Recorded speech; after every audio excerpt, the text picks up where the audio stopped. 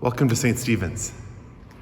This summer we're doing these reflections on the gospel, and the main purpose of this time we're taking together is to explore and engage the bigger picture, how this whole narrative arc that we find ourselves in the Gospels, how this grand story can help us understand our own grand story. So I want to take the opportunity to dive into this gospel and see what's there in ways that we tend to not do on Sunday. So I want to give us a chance to do some of that this summer virtually, since some of us can't be with one another in person. This will give us a chance to explore some of this. This also works great as an aid to what else you're doing. So if you've spent some time in church on Sunday and you want to come back and take a look at the gospel a little more based on what someone else has said, this is a great tool for them. I hope you are well and can join us in this journey. This morning we get the end of chapter 6, of John, verses 56 to 69. If you've been sort of paying attention to how this has gone for us with the Revised Common Lectionary, we've been in John for quite a while, but what we've actually been doing is following this one chapter of John all the way through. So it's taken us several weeks. It was back in the first part of July. I believe that first week in July was the last time we were in Mark. So we've been taking this bit of a detour through John. There's another thing about the Gospel of John that should come to mind as we're reading, is that John's narrative is really, the chapters really remind me of chapters in a novel. That each chapter of John has a story. Each one tells a tale. So you have the woman at the well, tell that story of the woman at the well. That takes up the chapter. Similarly, we get in this chapter 6, a complete kind of story that could be summed up as the rise and fall of Jesus as a celebrity preacher. It feels very much like some of the stories that we have seen in the news in our lifetimes about, such and such a pastor, has thousands of followers, and seemingly overnight they're down to 50. Right? There are a couple of particular high-profile ones. One that comes quickly to mind was Carlton Pearson, who's was a pastor. It's a New Dimensions, something like that, in Tulsa, Oklahoma. Grew up in the charismatic tradition, Oral Roberts University, big name, and then had this epiphany that he describes as a really holy moment where God was speaking directly to him and said, essentially, you're wrong and you need to fix this. So he started preaching what he calls the gospel of inclusion. And from that point on,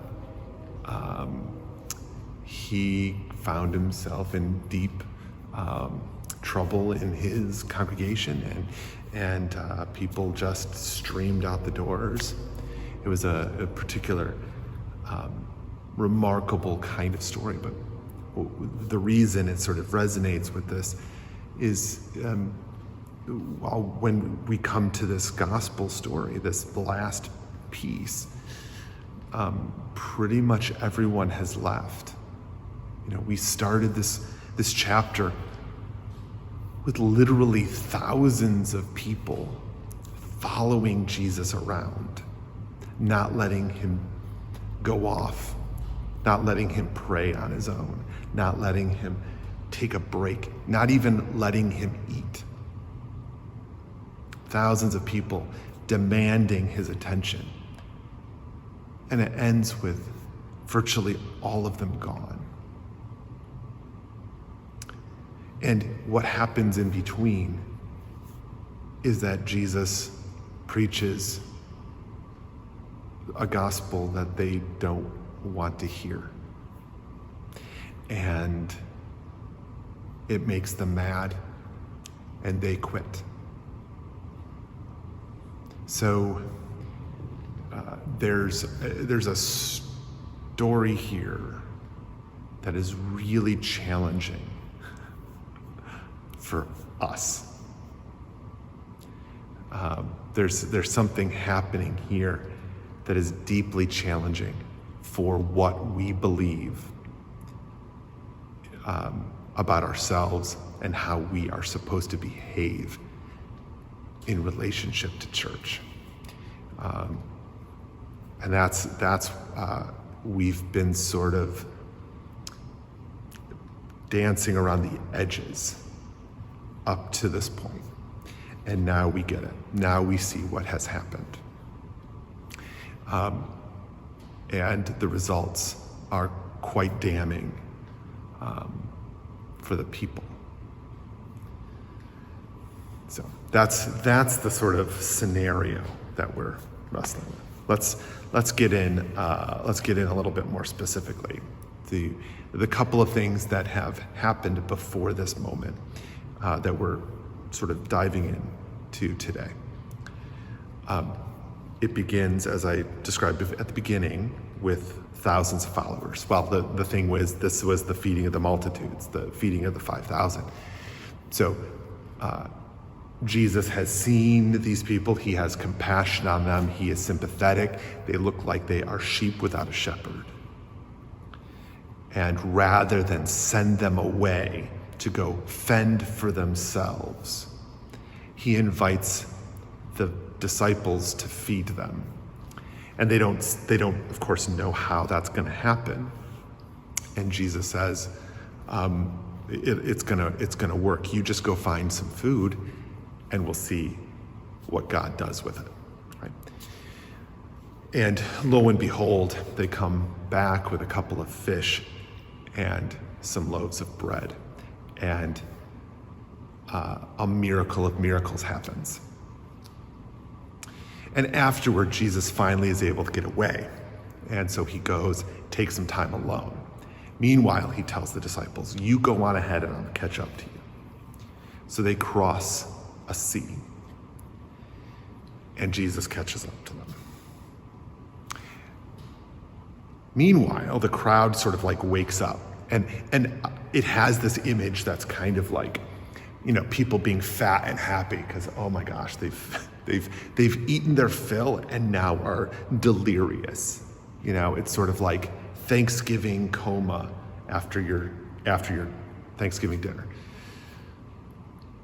And so they're just like finally go, oh, hey, where did Jesus go? Right? Where did that dude go who fed us? Maybe we should find more of that. That was pretty awesome. So they track him down. And interestingly, Jesus confronts them. So, again, this seems like a turn from the sympathy in which he fed them because they were like sheep without a shepherd, right? It seems like a turn in another direction for him to be impugning their motivations. But it's actually the other half of what he wants to be doing. And this was a central theme that we were talking about when we were in Mark. And it seems to be present here as well. That it's not just about feeding the hungry, it also involves teaching. And it isn't that these people are, quote unquote, the hungry. It's actually that these people that are following him aren't the hungry, meaning they aren't the poor, right? This isn't a class of people based on economic status. This is a people in a state of seeking, people who are looking for something for spiritual fulfillment. And so Jesus is not just meeting their physical needs, he is also trying to tend to their spiritual needs. That there's something much more important here. There's also a second piece, and this is another part that sort of is being dealt with in the text in a way that we need to deal with, perhaps in a slightly different way than the people would have 2,000 years ago, because we live in a different kind of society with different expectations. But a big part of what's happening is that Jesus is dealing with selfishness and individuality. Right? So his confrontation against this group that sort of comes to him, and he now sort of confronts them on their motivation. He's confronting them because they are coming to him because all of these people got food from him, and each of them wants more food. Right? There's a similar dynamic you can compare to what we were talking about in Mark, when all of these hordes and crowds of people were clamoring on top of each other. It was becoming dangerous because people were shoving. There wasn't enough room to even walk. They weren't letting people even eat. There was no breaks. There was no opportunity to stop and get safe and get your wits about you. There was no margin, right? It was actually because every individual person was obsessed with their individual health and safety, or the health and safety of their loved one. And because they had that commitment to only themselves or only their individual loved one, they were becoming a danger, a public menace. So this is one of the challenges here, is that each of these people, he's sort of confronting the idea that here's a horde of people, all with their individual desire to be fed again. And he confronts that, not just the sort of sense that individuality, right, that individualism, but he's confronting the nature of what they're asking for. Because he says he compares that desire to be fed again with missing what was actually happening, was that this is actually a sign, right? This is not a feeding of the poor. This is a sign of God's presence. Are you ignoring the signs? Are you only looking to get fed? Are you only looking to fill the hole inside of you? Or are you paying attention? Right? Because this is the mission. The mission is about helping all of us pay attention to what God is doing, because we have a part to play in this whole thing. That's what he's trying to communicate. And the people are not having it. Then it moves into this, he uses this metaphor to try and help guide and direct the conversation. And I use the word metaphor reservedly. But he uses this conversation about bread of life to try and help people understand this concept of what his place is. It's not that Jesus has magic hands. He's not feeding the individually hungry individuals.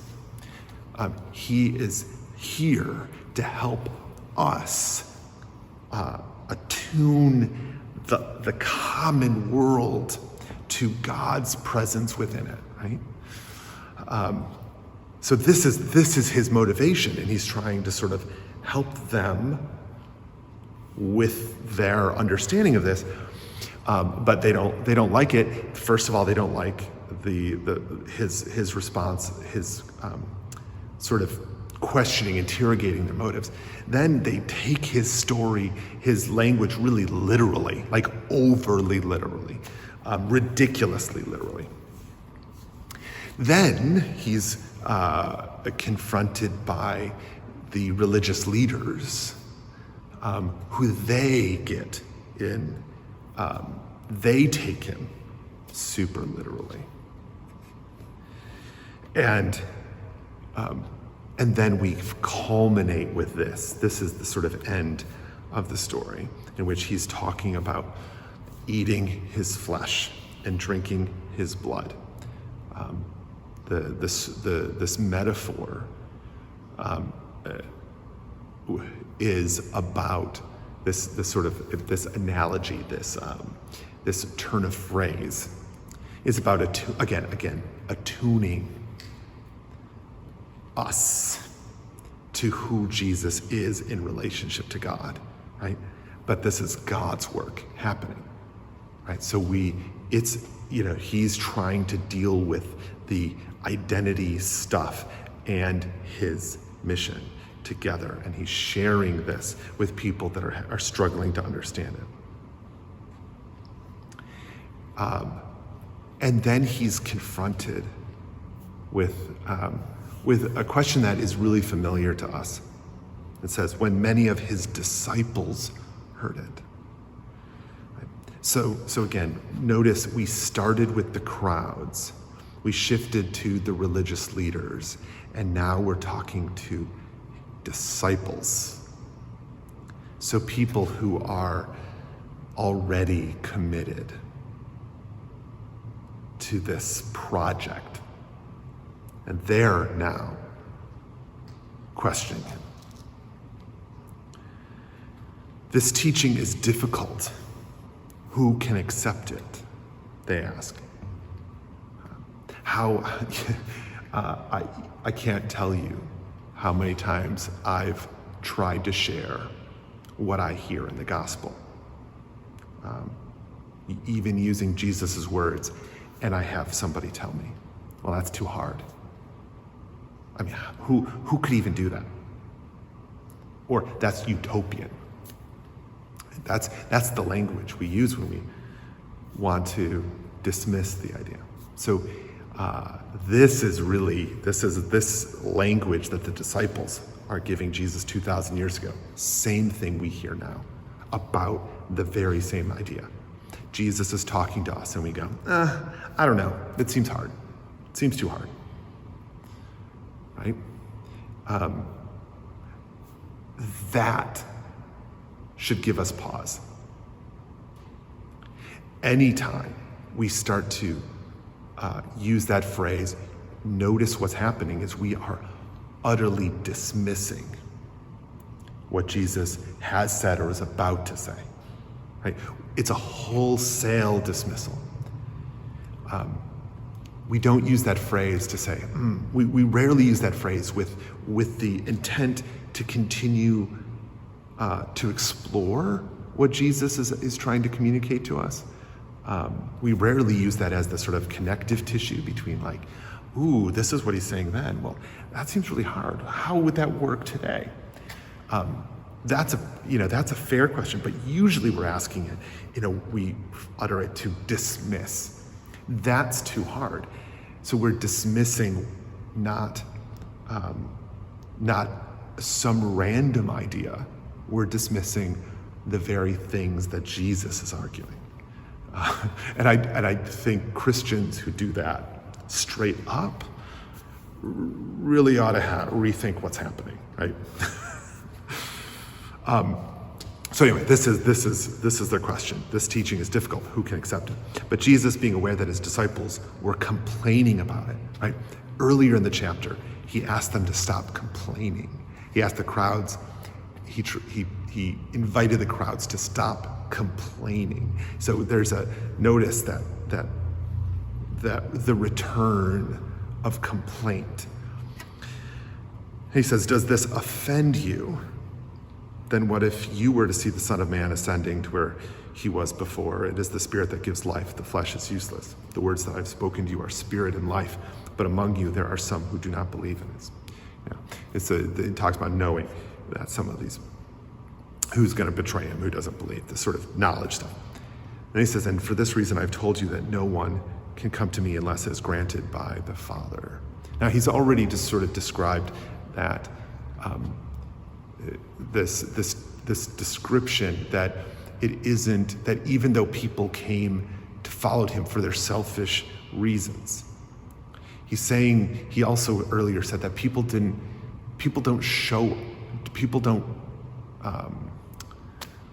that it is not you that got here, that brought yourself here, right? God helped you get here. God inspires you, right? How you're understanding this selfishly is essentially making you miss what God's action is here. So there is this sort of connection between the motivations of God and the sort of participation that the people have. And this is another callback to what has been said before. Then it says, because of this, many of his disciples turned back and no longer went about with him. So Jesus asked the 12, do you also wish to go away? This is a stunning moment. This is the sort of like punch to the gut kind of moment. A sad, tragic moment in this story, because, as I said at the beginning, this was thousands, and now it's essentially the 12. And it concludes with the 12 sticking by him. And it has, with these two responses, two pieces that are important to highlight. He says, Lord, to whom can we go? Which kind of has this sort of sense of, what other option do I have? Like, you're the only option. So in a sense, it has the sort of like, well, you're at the bottom, we're at the bottom, right, character to it. But that's not actually, there's a sense in which, there's a little bit of truth in that. But there's a second layer to it, which is what he says after this. You have the words of eternal life. We have come to believe and know that you are the Holy One of God, right? So one is like, where else could we go? There is nowhere else, right? So we're kind of stuck with you. There's that. Then there's the second half of that, which is we want to be here because we believe. We hear, we see the signs. We know what this is about. We get what, essentially we get what you're putting down. So this is like, why would we leave? Because this is the right path, right? You are the right leader. This is the right direction. And what you're offering us, we understand, is God's presence with us and the building up of the kingdom of God, right? This is what they're responding to. So this story, this as the sort of final piece of this story arc, is tragic and sad,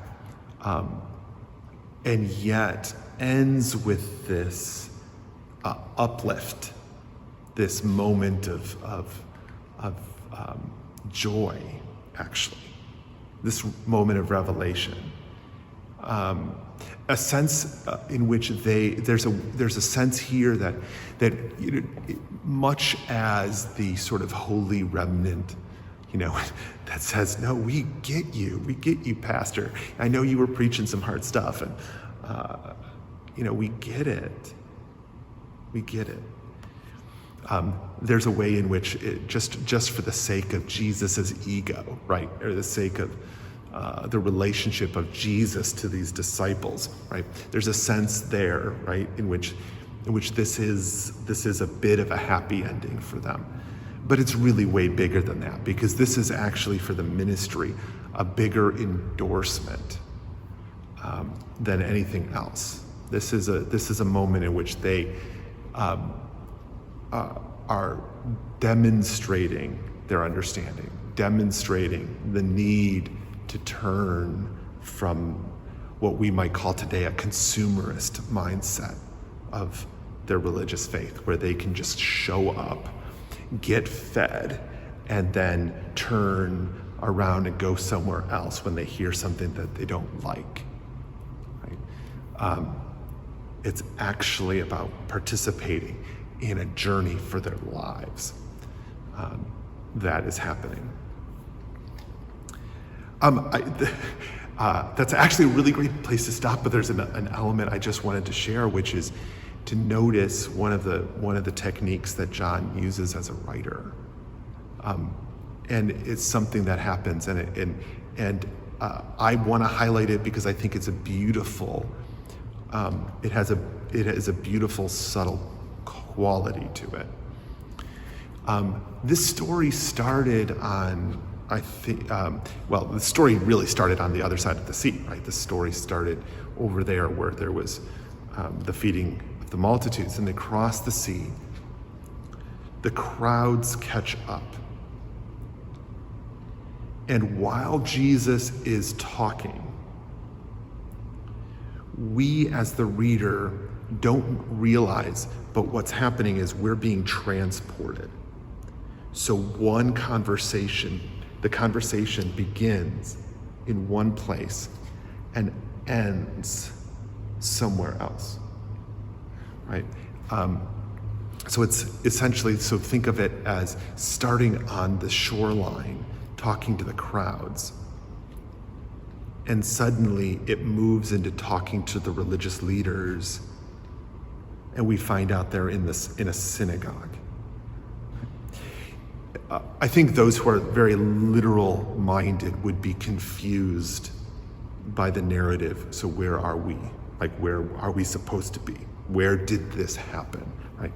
But as a sort of literary device, what the evangelist is able to do is to sort of move the conversation from this very literal following Jesus over across a shore to a place of centralized teaching where authority is conferred upon specific people, and Jesus is being rejected at a synagogue, right?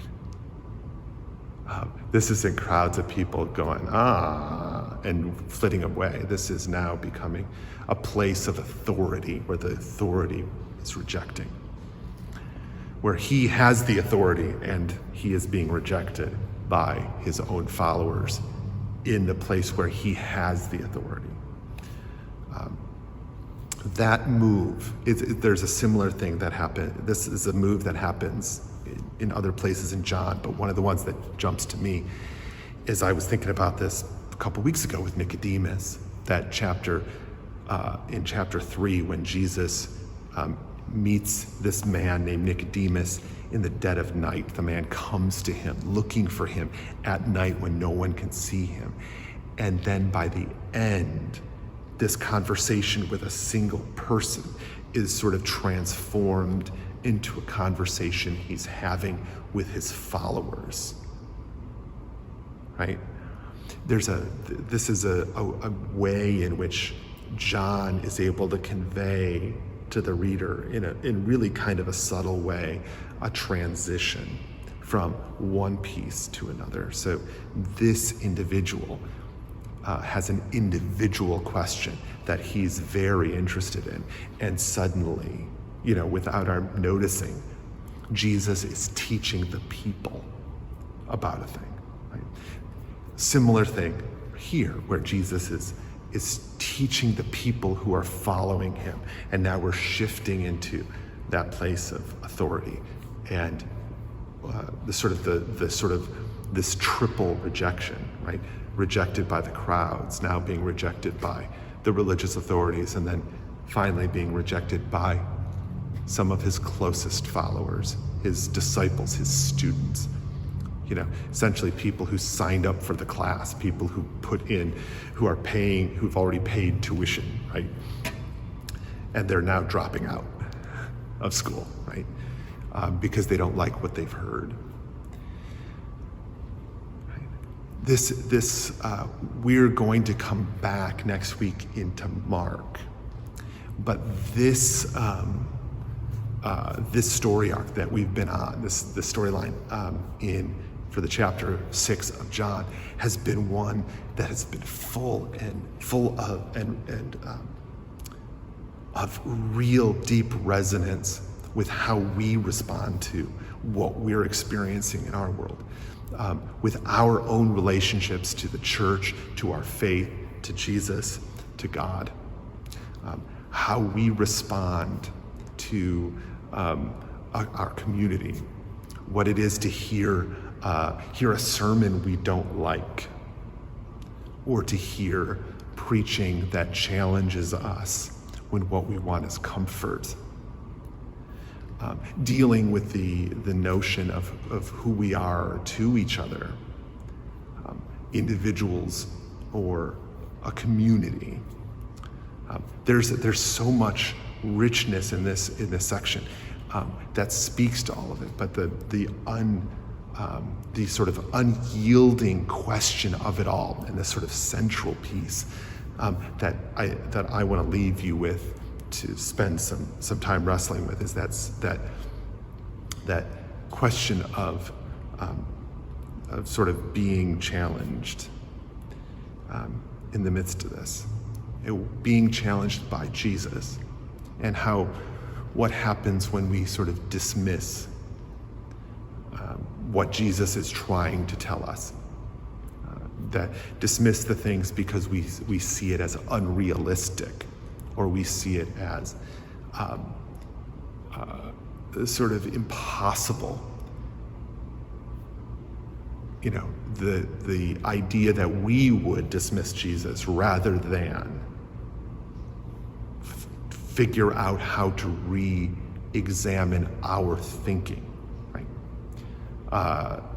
To put us closer to what Jesus is saying. I think that is a project that is really, really worth our time. Thank you for being here today. I look forward to seeing you again. May God's grace be with you, Christ's peace be with you, the Spirit's outpouring be with you, now and always. Amen.